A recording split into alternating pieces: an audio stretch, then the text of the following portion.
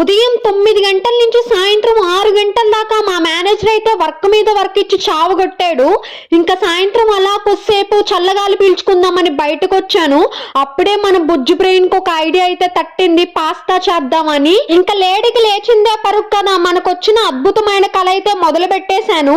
ముందుగా అయితే ఒక గిన్నె తీసుకొని నీళ్లు పోసేసాను. అవి బాగా మరిగిన తర్వాత ఇంకా పాస్తా అయితే వేసాక ఎందుకో తేడా కొడుతుంది, ఇది పాయసం అవుతాదని అన్నట్టే ఇదైతే పాయసం అయింది.